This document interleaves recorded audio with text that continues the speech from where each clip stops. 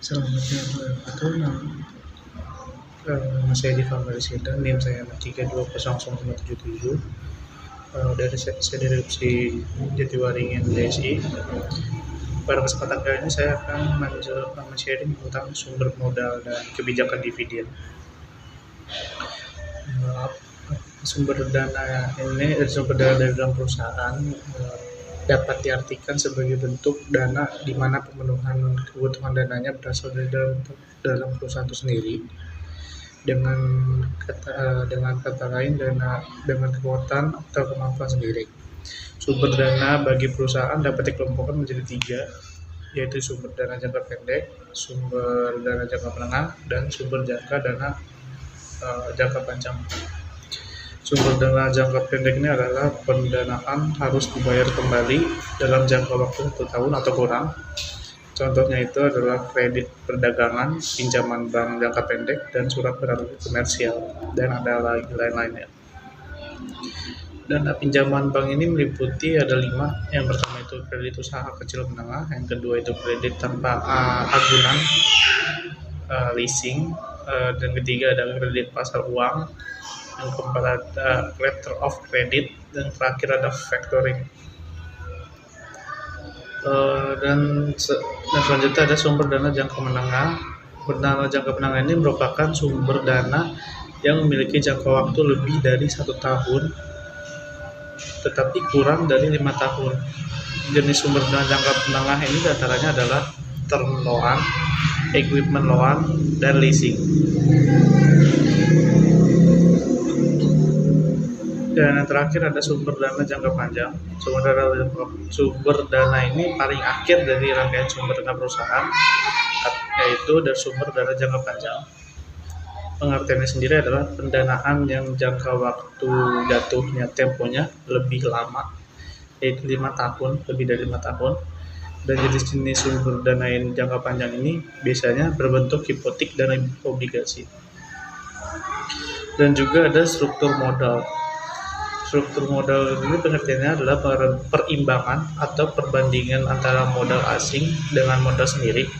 Modal asing ini dalam hal ini adalah utang jangka panjang maupun jangka pendek. Sedangkan modal sendiri ini terbagi atas laba ditahan dan penyertaan kepemilikan perusahaan. Dan ada struktur keuangan. Struktur keuangan ini adalah perbandingan antara jumlah aktiva dengan jumlah pasiva. Dan ada juga struktur modal optimal. Struktur modal optimal ini menunjukkan struktur modal yang meminimumkan biaya modal sehingga nilai perusahaan maksimum dan akhirnya memaksimumkan kemakmuran pemegang saham. Dan tujuan struktur modal ini adalah memadukan sumber-sumber dana permanen yang digunakan perusahaan untuk operasionalnya yang akan memaksimalkan nilai perusahaan itu sendiri. Dan ada juga faktor-faktor yang mempengaruhi struktur modal tersebut, yaitu tingkat bunga, stabilitas dari perolehan laba, struktur aktiva, tingkat risiko aktiva, sifat manajemen, dan yang terakhir besarnya jumlah kebutuhan modal. Dalam menganalisis struktur modal ini terdapat 5 pendekatan, yaitu pendekatan laba bersih, pendekatan laba operasi, pendekatan tradisional, pendekatan MM, dan pendekatan EPS. Yang pertama itu pendekatan net income.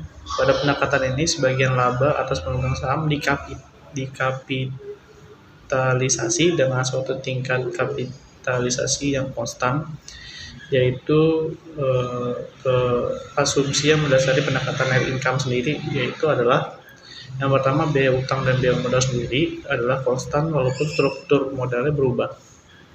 Yang kedua, biaya utang sebelum pajak rendah dari biaya modal sendiri. Dan selanjutnya ada pendekatan net operating income.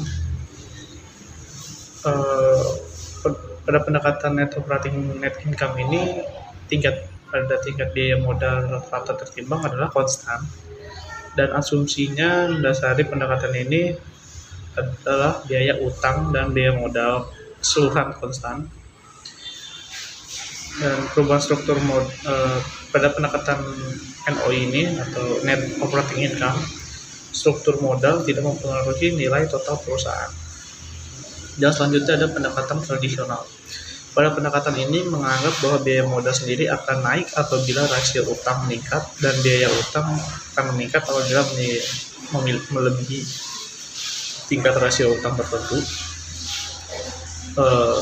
Dan selanjutnya ada pendekatan Modigliani-Miller atau singkat MM tadi. Pendekatan Modigliani-Miller ini beranggapan bahwa nilai perusahaan independen dalam kurung tidak dipengaruhi oleh struktur modal dalam pasar modal yang sempurna dan tidak ada pajak penghasilan. Asumsi ini mendasari pendekatan informasi yang tersedia bagi semua investor dan dapat diperoleh biaya. Tidak ada biaya transaksi, investor dapat melakukan diversifikasi investasi suatu harga secara sempurna. Semua investor bersikap dan bertindak rasional. Perusahaan beroperasi dalam kondisi yang sama dan risiko yang sama, dan terakhir tidak adanya pajak penghasilan.